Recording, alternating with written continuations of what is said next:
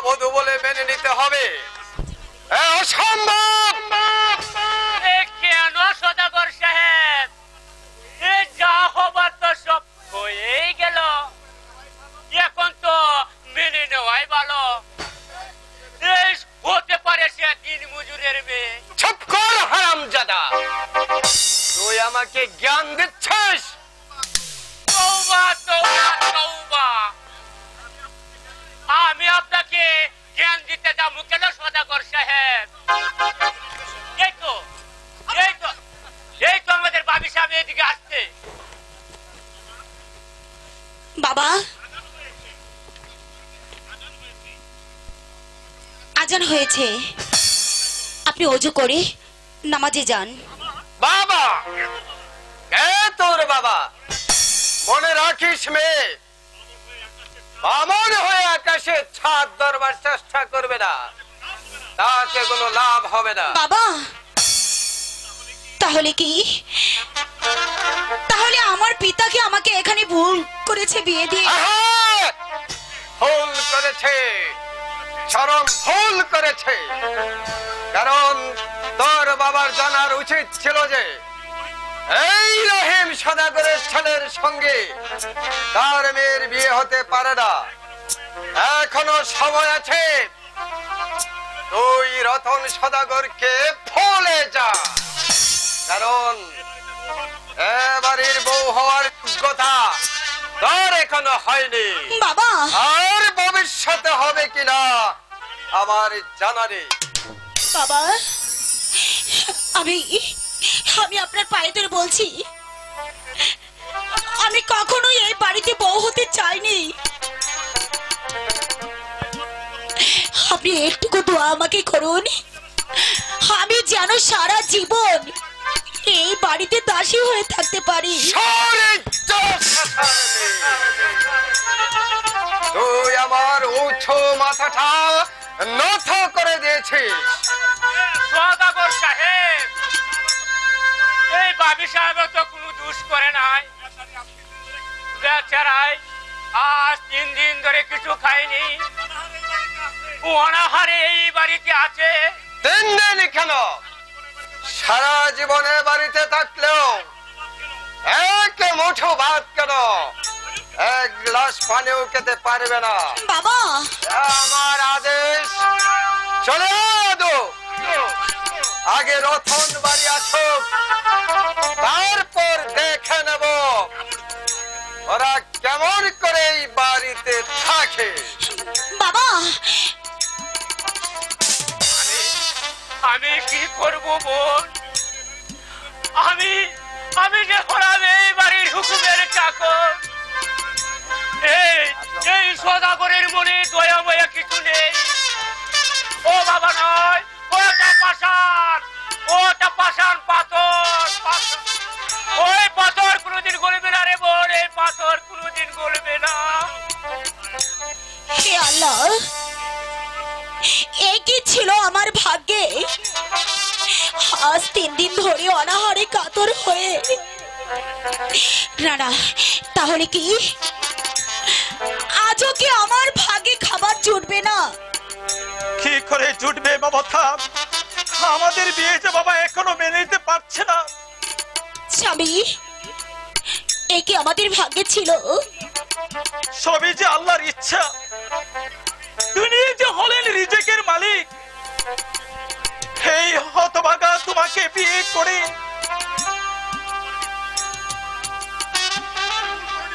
তুমি কোনো ভুল করনি মমতা। স্বামী, তুমি কোনো দুঃখ করো না, আমি তো আছি। স্বামী গো,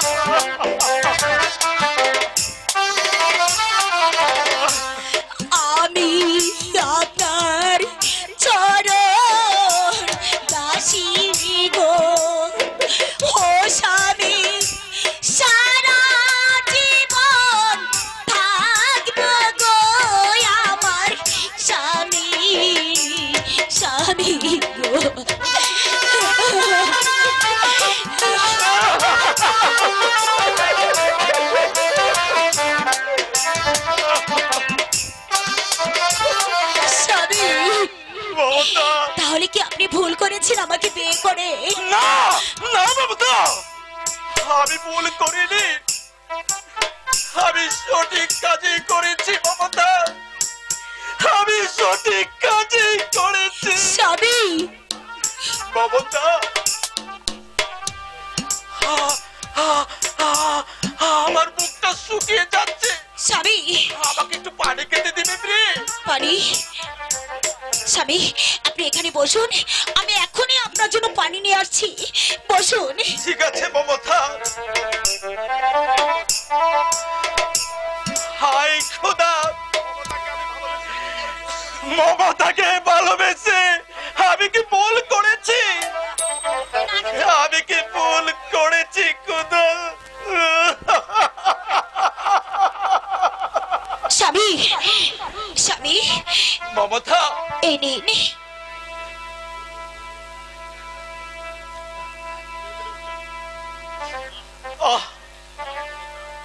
মমতা, আমি বড় শান্তি পেলাম। আমার মা বাবা তোমাকে।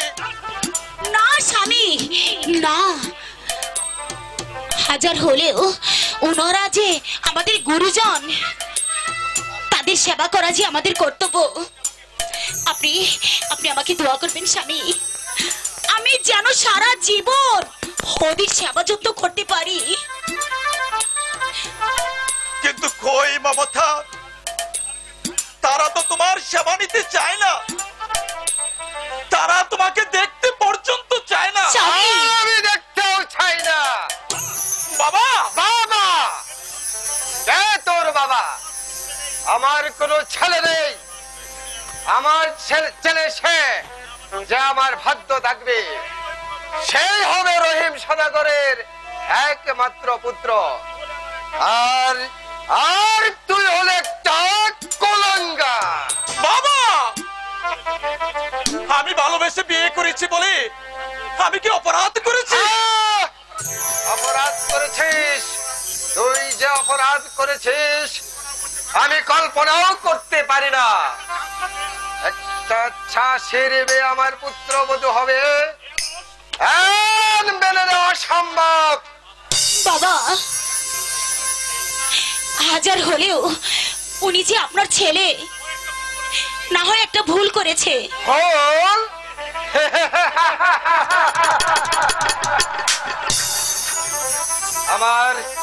আমার ছেলে ভুল করতে পারে না।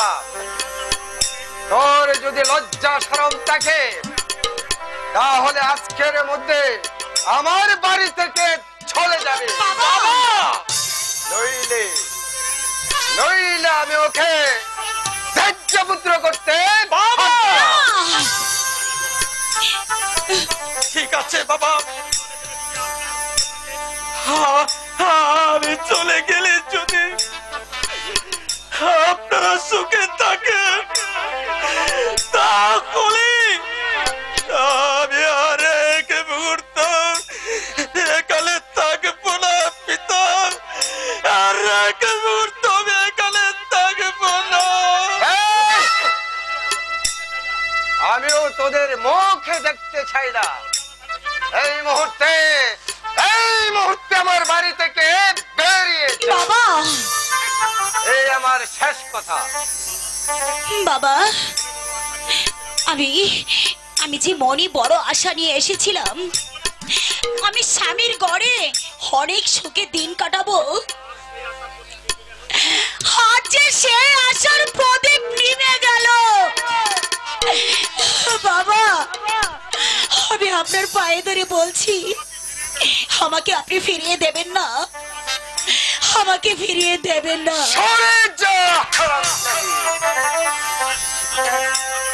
সাগর যেমন সাগরেই থেকে যায়, তেমনি বড় লোকদের পায়ের নিচে এই ছোট লোকের স্থান। আজ তোর স্থান হলো এই পায়ের নিচে। বাবা, মমতা,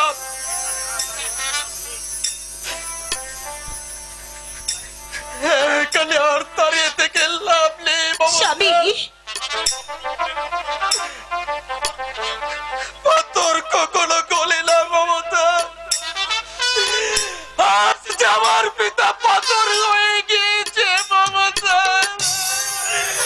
তোর হয়ে গেছে। স্বামী, তেল বাবা, আপনি যখন আমাদেরকে মেনে নিতে পারছেন না, তাহলে যাবার বেলা আপনাকে শেষবারের মতো সালামটুকু করে যায় বাবা।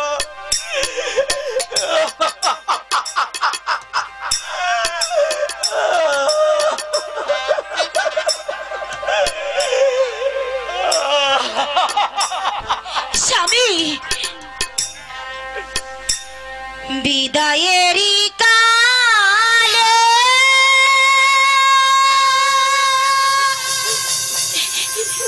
রেখে যাই বাবা,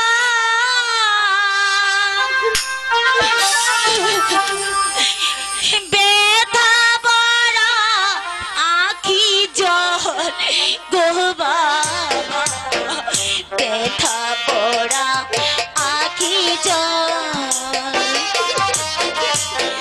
বিদায়েরই কালে রেখে যাই বাবা, ব্যথা পড়া আখি জল গো বাবা, ব্যথা পড়া আখি জল। স্বামী,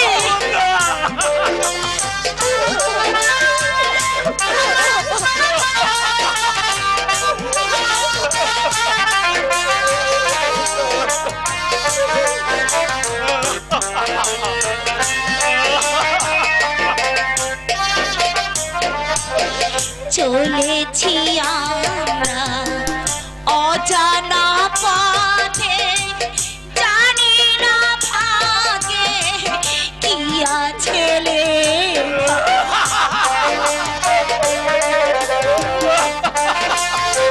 স্বামী,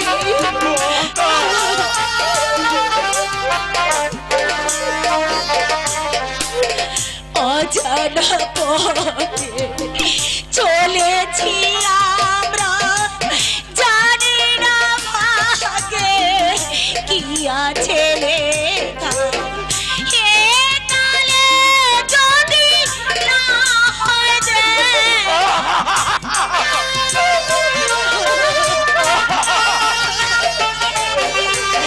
হে কালে যদি না হয় দেখা, পরকালে যেন হয় গো বাবা, পরকালে যেন হয়।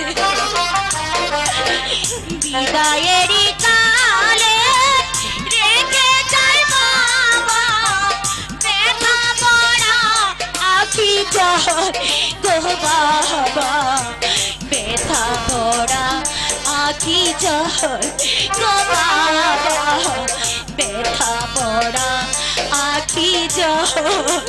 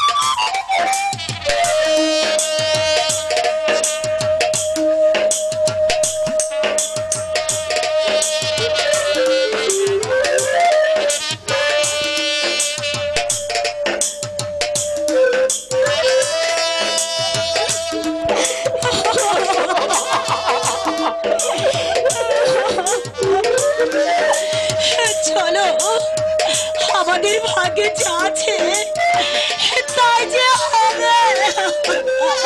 চলো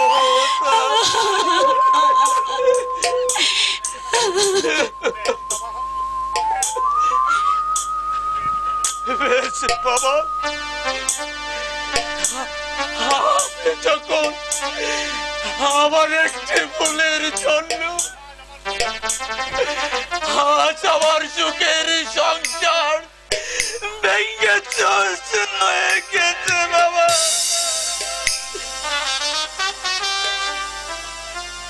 যাবার বেলা আমি আপনাকে একটি কথা বলে যাচ্ছি বাবা, এই ভুলের জন্য আপনাকে একদিন পস্তাতে হবে পিতা, পস্তাতে হবে।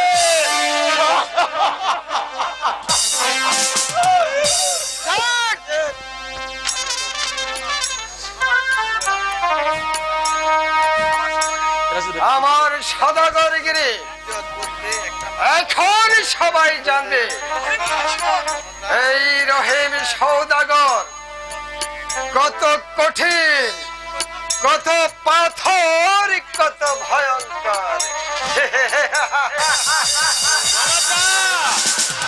মমতা, আরে বিআই সাহেব যে, আসসালামু আলাইকুম। কেমন আছেন বিআই সাহেব? মমতা এদিকে আয় তো। মমতা বাড়ি নেই।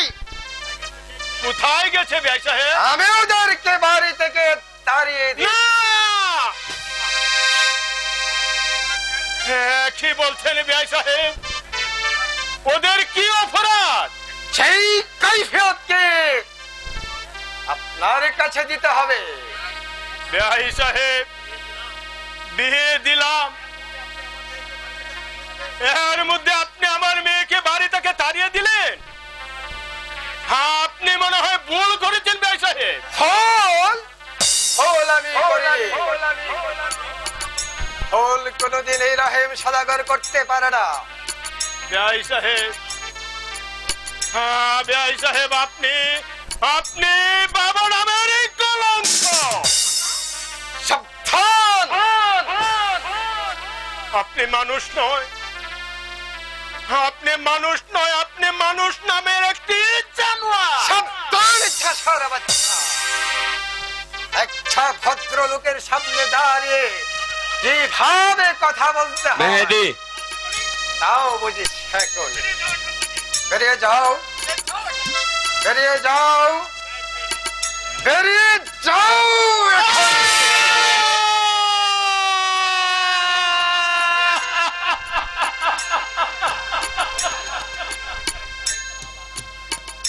মেহেদী আসো। ঠিক আছে বিআই সাহেব, আমি চলে যাচ্ছি। আর আমি আপনাকে অভিশাপ দিয়ে যাচ্ছি, এমন একদিন আসবে সেদিন আপনার এই সদাগর নামে থাকবে না, মুছে যাবে সেই ইতিহাসের পাতা থেকে। সেদিন আপনি নিঃস্ব হয়ে এই পথে পথে ঘুরে বেড়াবেন, কেউ আপনাকে জায়গা দেবে না। এই বলে গেলাম, কেউ আপনাকে জায়গা দেবে না। আমি বলে গেলাম,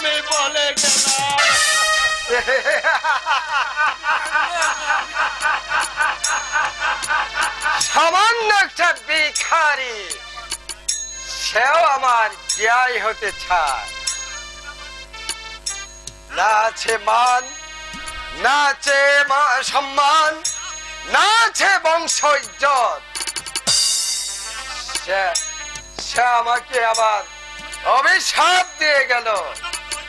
আমি হলাম রহিম সদাগর। পলাশে ডাঙ্গা আছে আমার 50 বিঘা জমি, আর মালিডাঙ্গায় আছে আমার 100 বিঘা জমি। আরো কত জায়গা জমি রয়েছে তার কোনো হিসাব নেই। আর আমি নাকি হয়ে যাব সর্বহারা, পথের ভিখারি।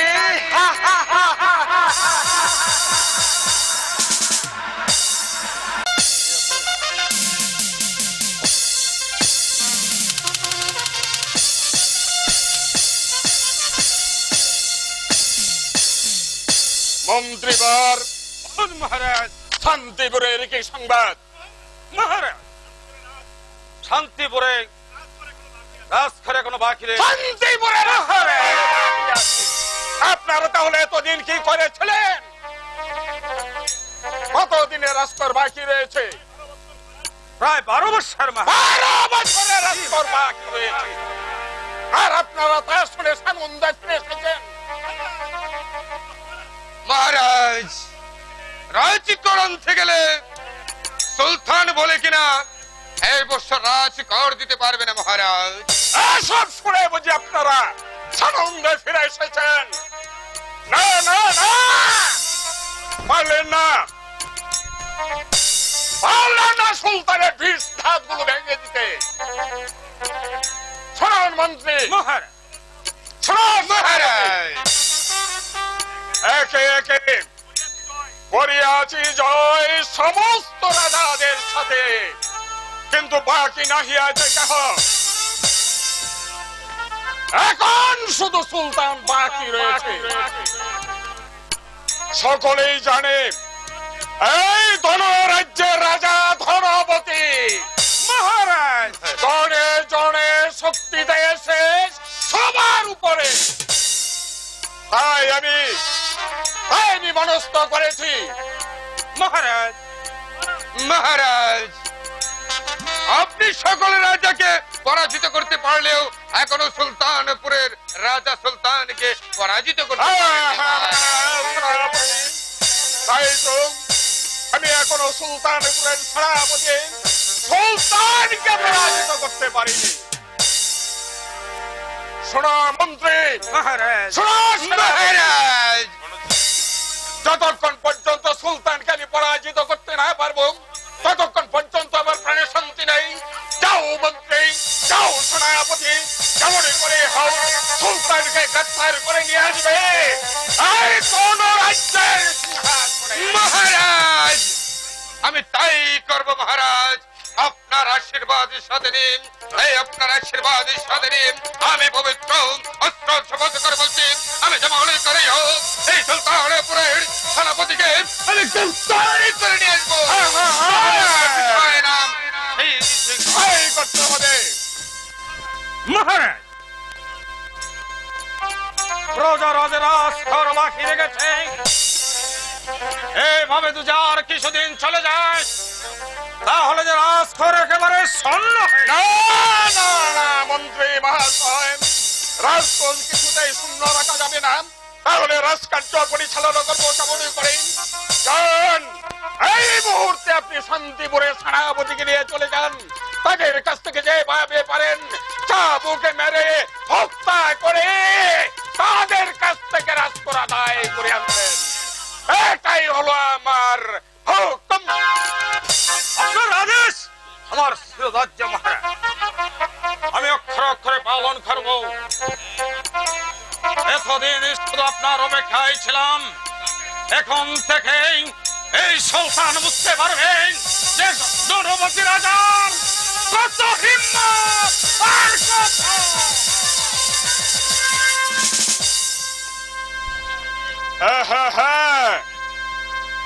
এই মুহূর্তে সুলতান বুঝতে পারবে ধনপতি রাজা কাকে বলে।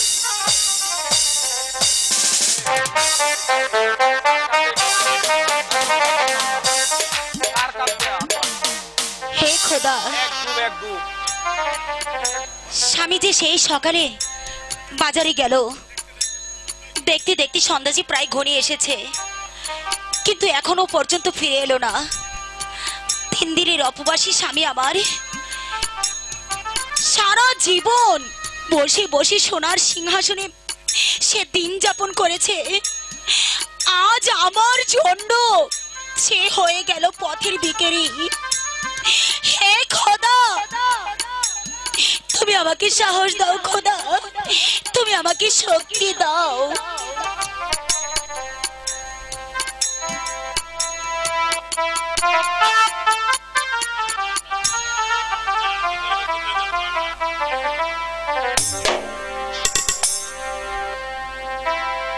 কি করিব, কোথায় যাব গো, ভাবি না পায়।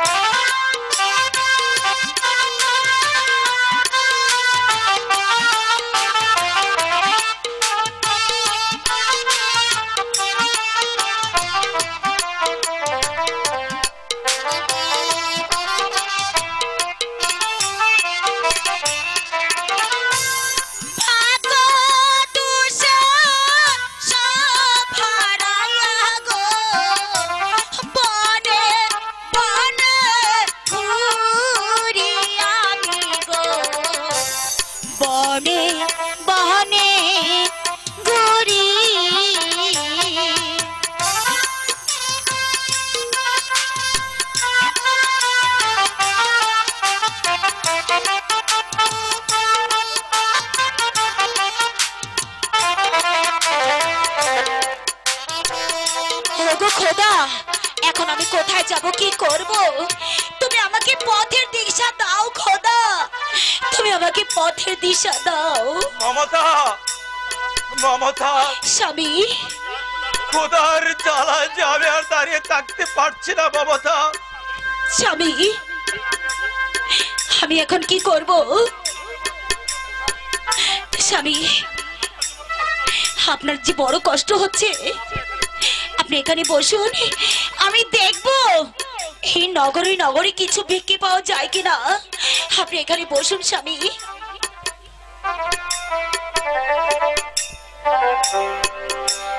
গীতা দহগো নগরবাসী,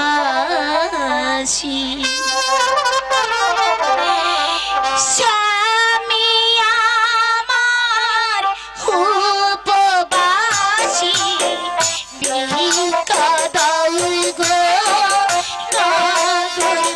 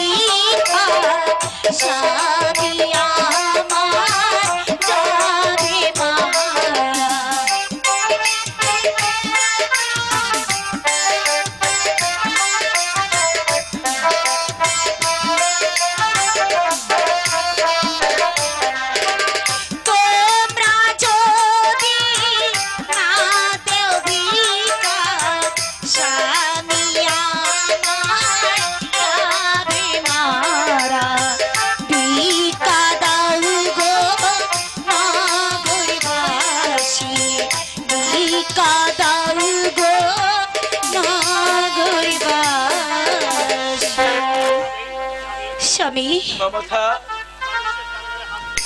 মানুষের দাঁড়িয়ে দাঁড়িয়ে হাত পেতে আমি যা পেয়েছি তা দিয়ে আমাদের দুজনের ভালো চলে যাবে। মমতা হ্যাঁ স্বামী। কি ছিল আমাদের ভাগ্যে মমতা? না স্বামী না, আমাদের ভাগ্যে যা আছে তাই যে হবে। তুমি সোনাগরের পুত্র বধূ হয়ে তারে তরে ভিক্ষা করে বেড়াচ্ছ। স্বামী, আমি সইতে পারছি না মমতা। তুমি কোনো দুঃখ করো না মমতা। স্বামী, কোন একদিন আমাদের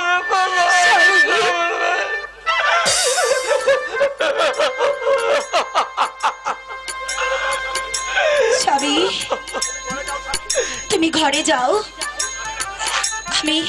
আমি রান্নার ব্যবস্থা করি। হ্যাঁ মমতা, তুমি তাই করে। আমার কুদার জ্বালা যার সহ্য হচ্ছে না মমতা। স্বামী, আমার যার সহ্য হচ্ছে না।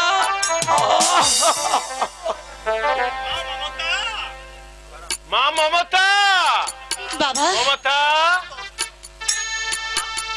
বাবা, তোমার এই অসুস্থ শরীর নিয়ে তুমি কেন উঠে এলে? জামাই বাবাজি শহর থেকে ফিরে এসেছে?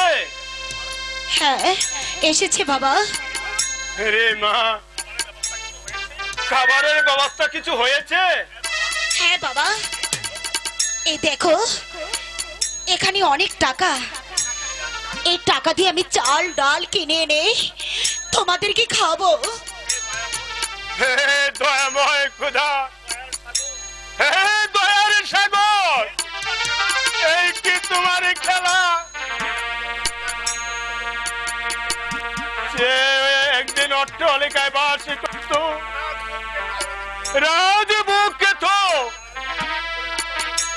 তার গায়ে একটি কাঠার আছরও লাগতো না। আজ শহরে গিয়ে মানুষের দাঁড়িয়ে দাঁড়িয়ে পূজা জানার কাজ করছে। বাবা, মাথার ঘাম পায়ে পেলে আমাদের বুকের অন্যের জন্য কত কষ্ট করছে। বাবা, বাবা, বাবা, তুমি শান্ত হও বাবা। তুমি অসুস্থ শরীর নিয়ে কেন এলে? এই যে আমার ভাগ্য রে মা। হ্যাঁ হ্যাঁ বাবা, এ যে আমাদের ভাগ্য বাবা। এই যে ছিল আমাদের কপালে। হায় মা, আমরা এখন ঘরে ফিরে যাই। জামাই বাবাজি পরিশ্রম করে এসেছে, তা তুমি তার খাবার দাবারের ব্যবস্থা করো গিয়ে। হ্যাঁ বাবা, আমি তাই যাব। তাই চলো মা।